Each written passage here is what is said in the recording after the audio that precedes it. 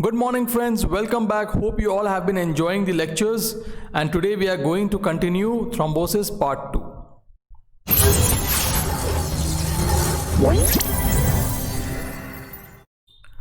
Myself, Dr. Gibran Ahmed, presents to you Simply Pathology, and today we are going to discuss thrombosis part 2.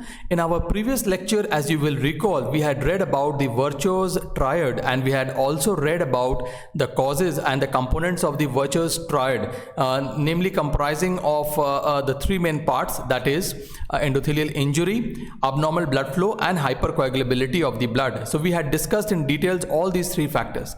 In our last lecture, we were discussing about hypercoagulability. Now we all know that hypercoagulability has multiple causes, including inherited as well as acquired ones.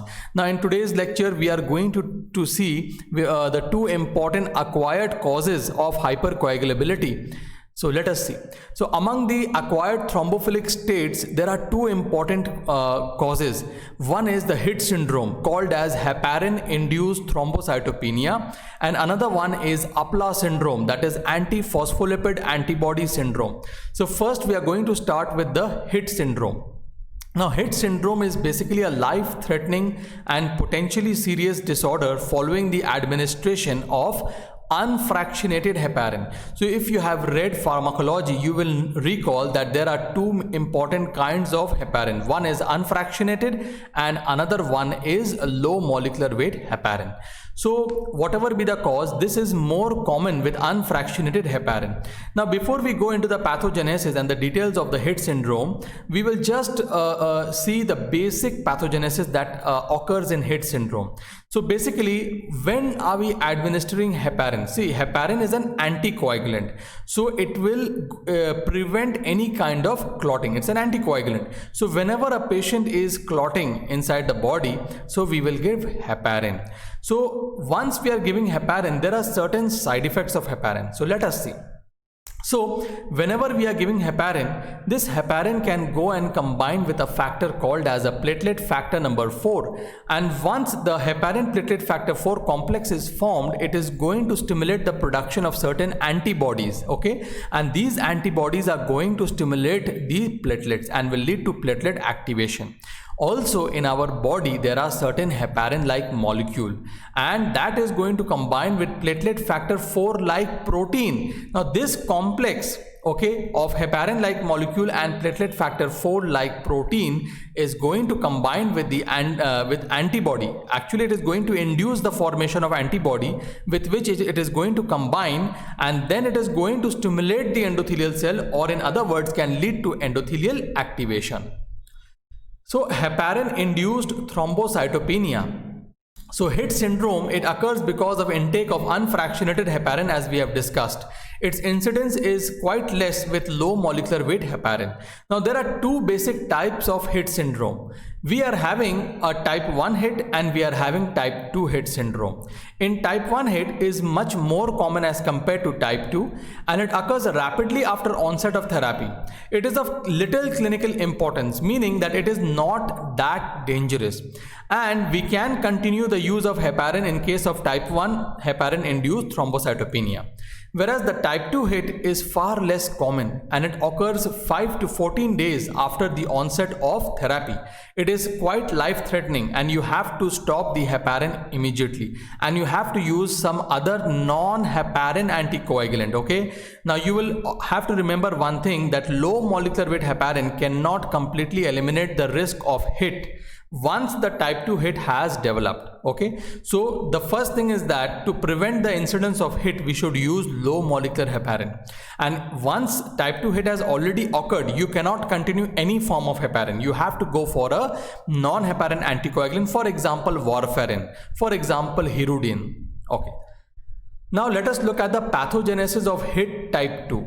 Now to understand that, let us first see. Now the one which is drawn in blue is the platelet. Now platelet is containing certain granules. We all know one is the alpha granule, one is the delta granule. Delta granule is not shown in this diagram.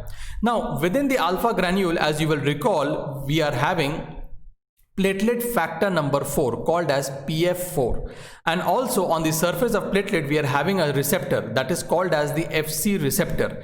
later you will see that this Fc receptor is going to combine with the Fc part of the antibody. Okay, so what happens whenever there is some type of bleeding which is going on in our body? Okay, so what will happen? The platelets will be activated. So once the platelet is activated, there will be release of platelet factor 4. PF4 is released once the platelet is activated during the bleeding condition. Now, to stop the bleeding, what we are giving? We are giving certain drug that is called as anticoagulant. Okay, anticoagulant is given, that is heparin is given. It prevents clotting. Okay, it prevents clotting. So this heparin, when it will come in contact with the platelet factor number 4, it is going to form what is called as a neoantigen. A new antigen. It will form a antigen. Now whenever a new antigen is formed in our body that is not usually present in our body, what will happen? It is going to stimulate the B cells, and you will all remember that once the B cell is stimulated, it is going to release antibodies, that is IgG antibodies. So this B cell is stimulated by the complex formed by heparin and platelet factor number 4, and this is going to stimulate the B cells, which is going to produce antibodies, that is IgG antibodies. And mind it, this IgG antibody is formed against heparin platelet factor 4 complex. Now once they are formed, what will happen? These IgG antibodies will go and combine with the complex of heparin and platelet factor number 4. So IgG binding with the heparin platelet factor 4 complex. Now once this IgG has bound to this complex, it is going to go and attach with the Fc receptor on the surface of the platelets. So there is an IgG binding to the platelet Fc receptor. Ultimately this will cause what? This will lead to platelet activation.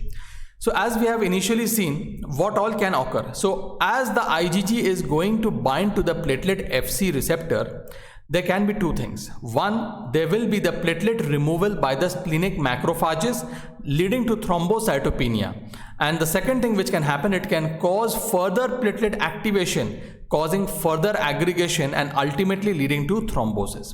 So now the most common manifestation of the HIT syndrome is thrombocytopenia, whereas the most serious complication is that of thrombosis. Now what are the clinical features of HIT syndrome? There is necrosis of the skin, gangrene of the limbs, stroke and myocardial infarction. Now how you will diagnose this condition? You have to demonstrate the anti-platelet factor 4 heparin antibodies, that is the IgG antibodies which are directed against this platelet factor 4 heparin complex.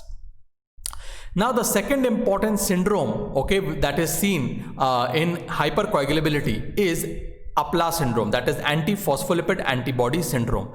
Now it is an autoimmune disorder which is characterized by the presence of one or more antiphospholipid autoantibodies. Okay, and the second thing is that it is characterized by the presence of venous or arterial thrombosis or pregnancy complications such as recurrent miscarriage, unexplained fetal death and premature birth. Now APLA syndrome can be of two kinds. It can be primary, it can be secondary, and the incidence of both primary and secondary is equal, that is 50%. Now the primary APLA syndrome is basically characterized by presence of only APLA syndrome. There is no other well-defined autoimmune disease, whereas in the secondary syndrome, what will happen that along with the APLA syndrome we are having a well-defined autoimmune disease, that is along with APLA syndrome you are having another autoimmune disease, and the most common autoimmune disease which is associated is called as SLE, that is systemic lupus erythematosus. Now what is the pathogenesis of antiphospholipid antibody syndrome? Let us see. Now in this particular syndrome, that is APLA syndrome, there is formation of antiphospholipid antibody, and these are directed against membrane phospholipids. Okay, these are directed against the membrane phospholipids, and they are also directed against certain proteins which are associated with phospholipids. So what are these proteins? These are cardiolipin and these are beta-2 glycoprotein 1. So we are having antiphospholipid antibodies, okay, and we are having certain specific antibodies against cardiolipin and beta-2 glycoprotein 1, and these two proteins are associated with phospholipid.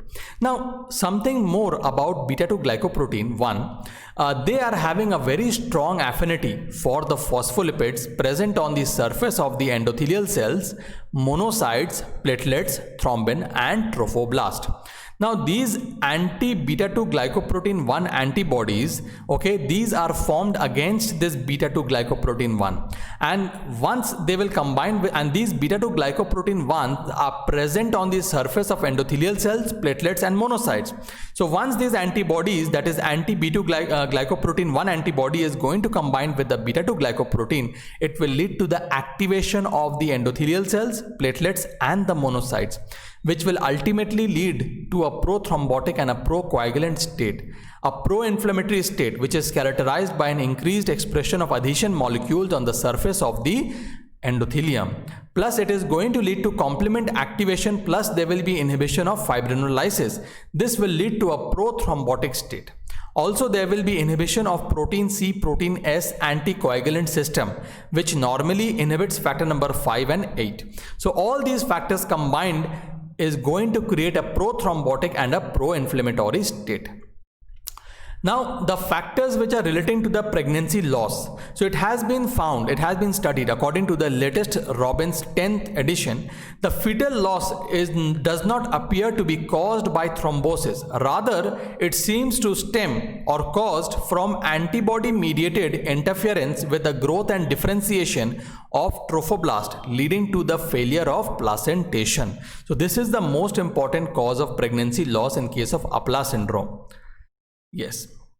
Now, what are the clinical features of Apla syndrome? So first of all, this is basically a syndrome characterized by hypercoagulability. So there will be thrombosis throughout our body. So we can see venous thrombosis characterized by deep venous thrombosis or DVT, arterial thrombosis characterized by myocardial infarction, cerebrovascular attack, transient ischemic attack. Nervous system is characterized by stroke and TIA. Cardiovascular system is characterized by valve thickening, vegetation, stenosis and regurgitation. The respiratory system is suffering from pulmonary hypertension, pulmonary artery thrombosis and pulmonary embolus. There is bowel infarction. The skin will show leg ulcers, livedo reticularis, cutaneous necrosis, gangrene and thrombophlebitis. There can be renal artery or vein thrombosis leading to renovascular hypertension. There will be classical thrombocytopenia and repeated pregnancy losses. So these are the clinical features of the Apla syndrome. Now the lab diagnosis of Apla syndrome. The first thing that you are going to do is to carry out a lupus anticoagulant test. So how are you going to approach? Now before we go into the details of this test, first a very important thing is that these antiphospholipid antibodies, they cause thrombosis in vivo. That means inside the body they are causing thrombosis, but in the laboratory, that is outside the body, that is in vitro, these antibodies are interfering with the phospholipids and therefore they are inhibiting the coagulation cascade in vitro. So this is a paradox. Inside the body, these antibodies, that is antiphospholipid antibodies, they are causing thrombosis, whereas outside the body they are inhibiting coagulation and they are prolonging the bleeding time. So the patient's plasma, so you take the patient's plasma and you perform this lupus anticoagulant test. Actually, before performing this lupus anticoagulant test, what we do, we perform certain coagulation screening test. What are the coagulation screening test? We will do BTCT, we will carry out APTT. So BTCT is that we will see that there is a prolongation of the bleeding time, prolongation of the clotting time. Again, we are going to perform an APTT, that is activated partial thromboplastin time. We have already read about APTT time, which is basically a measure of our intrinsic pathway of coagulation. So patients who are suffering from this Apla syndrome, if you take their plasma and you carry out the coagulation screening test, for example APTT and RVTT, both of these timing will be prolonged, indicating that there is some sort of bleeding. Now what will happen once these time, that is APTT, is prolonged, you will go for a mixing test. What is the mixing test? You will mix the patient's plasma with a normal plasma. So normal plasma will be full of the coagulation factors. So we will perform APTT again after mixing. So if the APTT has been corrected, okay, that means either the patient is having a clotting factor deficiency or there is a clotting factor inhibitor which is present. If it is not corrected, means even after addition of the normal plasma and performing the APTT, the APTT is not corrected, then we are going to suspect the Appler syndrome. What we are going to do, we are going to give excess amount of phospholipids. If after administration of phospholipids the APTT returns to normal, then Appler syndrome has been confirmed. Okay, this is the first, that is the lupus anticoagulant test. The second thing is that I want to say in the same it's the same placard, that lupus anticoagulant test is far more specific. Second test is the anti-cardiolipin test. It is more sensitive test. It is an ELISA based test which is detecting the antibodies to cardiolipin or antibodies to cardiolipin beta 2 glycoprotein complex. Okay, now this ELISA based test is going to detect the antibodies to the cardiolipin and antibodies to cardiolipin beta 2 glycoprotein complex. These are going to detect IgG and or IgM antibody, and a medium to high titer should be present for any significance. What are the other tests you will do? You will rule out other causes of thrombosis. For example, protein C, protein S deficiency, antithrombin 3 deficiency, factor 5 Leiden mutation, prothrombin mutation, hyperhomocystinemia. Okay, now other test that we are going to perform is anti-double stranded DNA antibody detection and ANA, that is anti-nuclear antibody to rule out SLE. Because if SLE is present, then it becomes secondary Appler. Again, we will do a platelet count. In this basic condition, there is a mild to moderate thrombocytopenia. The platelet count is reduced, often up to 50,000. We perform the renal function test, and one important thing we have to understand, that there will be a false positive VDRL test for syphilis because of cross reactivity between the cardiolipin and the phospholipids of Treponema pallidum. Okay. Now, what is the criteria for classification of the of Appler syndrome? Not even classification, actually for the diagnosis of the Appler syndrome. Now, undergraduate students may not need this, but postgraduate student, this is a must. So there are certain criteria, certain clinical criteria is there and certain laboratory criteria is there. So among the clinical criteria, we are having two. One is the vascular thrombosis, another one is pregnancy related morbidity. So let us look at the vascular thrombosis. So what is the criteria? There should be one or more episodes, which should be clinical episodes of arterial, venous or small vessel thrombosis.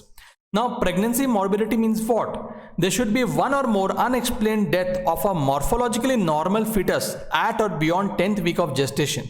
The second thing is there should be one or more premature birth of a morphologically normal neonate at or before 34th week of gestation. And this should be either due to eclampsia or severe preeclampsia. The third thing is there should be 3 or more unexplained consecutive spontaneous abortion before 10th week of gestation in the absence of maternal anatomic and maternal or paternal chromosomal abnormality. So these are the conditions for pregnancy morbidity. So this is the clinical criteria: vascular thrombosis and pregnancy morbidity. Now the laboratory criteria, if we see, we are having 3 important laboratory criteria. What are those? Number 1, lupus anticoagulant should be present in the plasma in 2 or more occasions at least 12 weeks apart. Second, anti-cardiolipin antibodies of IgG and or IgM class on 2 or more occasions at least 12 weeks apart, and this test should be performed by ELISA. The third laboratory criteria is that anti-beta 2 glycoprotein 1 IgG and or IgM should be present in serum on plasma. More than 99 percentile should be present on 2 or more occasions at least 12 weeks apart, measured by ELISA. So for diagnosis, at least 1 clinical and 1 laboratory criteria should be met. Now, although Appler antibodies, they are associated with thrombotic diastasis, they are also present in 10 to 15% of apparently normal individuals, implying that these antibodies alone cannot cause Appler syndrome. Okay, so for Appler syndrome to occur, some secondary acquired factors can be present. Okay, for example, infection, smoking, as well as pregnancy, and when present, they can precipitate Appler syndrome. With this, we have completed Appler syndrome. Now we are going to look at the morphology of the thrombus, a very interesting and important part. Now, arterial thrombus versus venous thrombus. Let us see.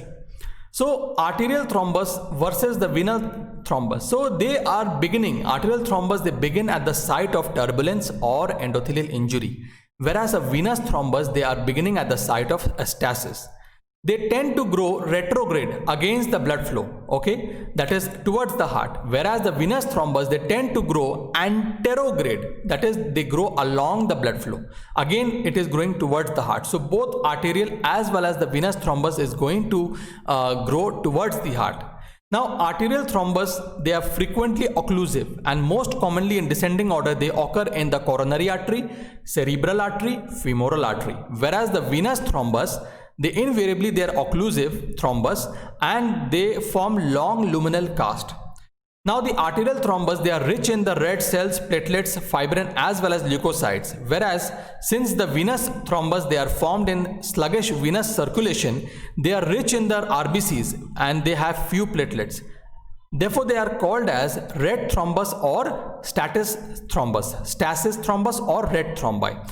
Also, the most arterial thrombus, most commonly they occur at the sites of atherosclerosis, vascular injury, for example vasculitis and trauma, whereas the venous thrombus most commonly occurs in the lower limb, 90% of the cases. Okay, now what is the concept of mural thrombus? Let's see. Now mural thrombus, what is it? Let us see. So here is the heart and here is the aorta. Now this does not depict the true figure of the heart and aorta. Just for explanatory purpose I have made this diagram. So if you see that thrombus which is formed in the heart chambers or in the aorta, they are called as the mural thrombus. So there are two basic conditions where they can form. In the heart, abnormal myocardial contraction because of arrhythmias, dilated cardiomyopathy or myocardial infarction, or because of endomyocardial injury because of myocarditis or catheter induced trauma can lead to the formation of a cardiac mural thrombus, whereas at the level of the aorta, ulcerated atherosclerotic plaque and aneurysmal dilatation can lead to aortic thrombus. Now ante-mortem versus the post-mortem clot, again a very important topic. Now how you will differentiate? Now the post-mortem clot, let us see first.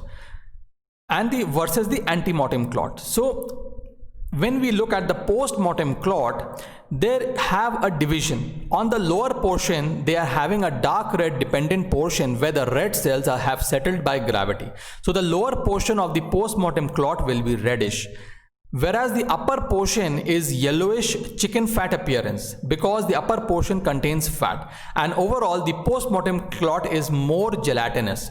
Also, there is no point of attachment of the post-mortem clot to the underlying vessel. Coming to the ante-mortem clot, if you see, they are having a characteristic alternating lamination. Okay, so there is alternating lamination called as the lines of Zahn, which can be seen both grossly and microscopically. Now you must be wondering, what is this line of Zahn? They are nothing but their alternate layer of dark red cell rich layer and pale platelets and fibrin layer. So they are having alternate layers of platelets and red cell rich layer. Also, they are having a focal attachment to the vessel wall, as we can see in this basic diagram. Coming towards vegetation. So what are vegetation? So here I have drawn the heart valves, okay, and we are seeing the thrombus which are present in the heart valves. So thrombus present in the heart valves are called as vegetation. Again, the vegetation can be divided as infected and sterile. So among the infected, so whenever the blood-borne bacteria or fungi, they are going to attach to previously damaged valves, they may cause direct damage, okay, and can lead to the formation of large vegetations, and this condition is called as infective endocarditis. Whereas if you are looking at the sterile vegetation, they can occur in the setting of non-infected valves, okay, in a case of a hypercoagulable state. So whenever there is a hypercoagulable state, there can be vegetations which are sterile in the heart valves, and the condition is actually called as non-bacterial thrombotic endocarditis. Whereas other sterile vegetations can occur in the setting of SLE or systemic lupus erythematosus, and such type of sterile vegetations are called as Liebman-Sachs endocarditis. Now what is the fate of a thrombus? Now I should tell you something, that thrombus, the fate of thrombus again is an important question at the undergraduate as well as at the postgraduate level. So if you see over here, what are the four important fate of the thrombus? Number one is propagation. So the thrombus that is formed, they can accumulate additional platelets and fibrin and they can propagate and become larger. Secondly, the thrombus, they can dislodge and they can travel to other sites in the vasculature, leading to embolization. Thirdly, there can be a rapid shrinkage and total disappearance of the recent thrombus because of fibrinolysis. Also, older thrombus, they are more resistant to fibrinolysis. This explains the use of fibrinolytic agents like tissue plasminogen activator, that is TPA, in acute coronary thrombosis. Fourthly, the thrombus, they can undergo organization and recanalization. So to explain this, let us see, this is the thrombus. Now the same thrombus, they have undergone re-endothelialization. You can see that there is a basic lining by the endothelial cells of the older thrombus, and there is a recanalization, that is blood is flowing again. And finally, just a fibrous lump may be present in the end. So these are the four important fate of the thrombus. Now the clinical features of thrombosis. So what are the clinical features? Let us see. Now we are having two basic kinds of thrombus. One is venous thrombosis, one is arterial thrombosis. Now venous thrombosis can involve the superficial vein of the legs, or they can involve the deeper veins of the leg. So most commonly the superficial vein that is involved is the saphenous vein in the setting of varicosities. Okay. Now they present with local congestion, swelling, pain, tenderness, and really they can embolize as well. And the overlying skin, they will have varicose ulcers. Now if you look at the deep veins of the legs, most commonly they are involving the deep veins of the lower limb, mainly the popliteal, femoral and the iliac veins. Such thrombus often embolize into the pulmonary circulation and they are going to cause infarction. They have no local signs symptoms of pain and edema which is present in superficial veins of the legs. Okay, so they can directly present with embolization, okay, with an embolus. So therefore the thrombosis of the deep veins of the legs are far more dangerous than thrombosis of the superficial veins of the legs, because the deep thrombosis of the deep veins of the leg is going to present directly with embolus, and they do not have local sign symptoms which is present in thrombosis of the superficial veins of the legs. Now coming last to the predisposing factors. Now what are the predisposing factors for venous thrombosis? So bed rest and immobilization can actually reduce the milking action of the leg muscle, leading to stasis and thrombosis. Congestive heart failure, because they are causing impaired venous return, again can lead to venous thrombosis. Trauma, surgery and burns will cause immobilization, vascular insult, procoagulant release and increased synthesis of clotting factors and decreased tissue plasminogen activator production. Pregnancy will decrease the venous return and increase hypercoagulability because of hormonal changes. Now tumor, they release tissue factor, factor number 8, as well as procoagulants, example mucin in case of adenocarcinoma. All this can lead to migratory thrombophlebitis and Trousers syndrome. Coming to arterial and cardiac thrombosis. Now they are basically seen, what are the important causes? Atherosclerosis is the major cause, so they can present with atherosclerosis, and in atherosclerosis the predisposing factor are the endothelial injury and abnormal blood flow. Second is the myocardial infarction. Third is rheumatic heart disease. Rheumatic heart disease can lead to atrial dilatation and fibrillation, leading to stasis and formation of mural thrombus.